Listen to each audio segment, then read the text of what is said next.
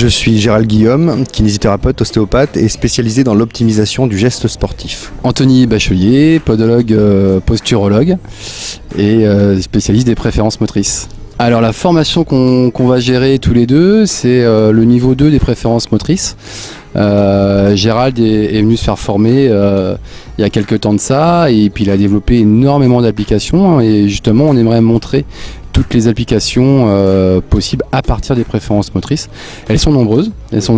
Moi en tant que podologue, on a découvert quelques petits éléments qui nous servent en posturologie, également en biomécanique. L'objectif pour nous, c'est de ne plus ramener le patient à une norme, mais à sa norme. Et pour ça, on a besoin de connaître son mode de fonctionnement.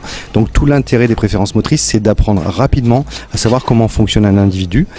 Et puis ensuite, en ce qui concerne le sport, c'est l'optimisation du geste, c'est-à-dire comment faire en sorte qu'une problématique technique soit réglée, non pas par une voie royale, mais par celle qui est la plus adaptée à l'athlète. Puis dans beaucoup de sports maintenant, on est appelé à former les staffs, que ce soit pour en effet les médecins, les kinés, les ostéos, les podos, les préparateurs physiques, les entraîneurs, les coachs.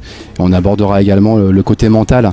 Le côté mental, tout ce qui est cognitif est très puissant dès lors on utilise des préférences motrices que là encore individualisées. Oh, puis je tiens à souligner aussi que Gérald a une super expérience dans le rugby quand même. Ils ont gagné le tournoi des destinations, le Grand Chelem, donc c'est quand même une sacrée expérience. On a des résultats qui sont rapides et parlants, que ce soit pour les individus, pour les athlètes, ou que ce soit aussi pour les staffs. Lorsqu'on travaille en respectant les préférences motrices des individus, on est très rapidement sur des progressions de force qui sont conséquentes. Et ça, pour un sport où il s'agit de pousser, on a des résultats qui sont rapides et parlants, que ce soit pour les individus, pour les athlètes, ou que ce soit aussi pour les staffs.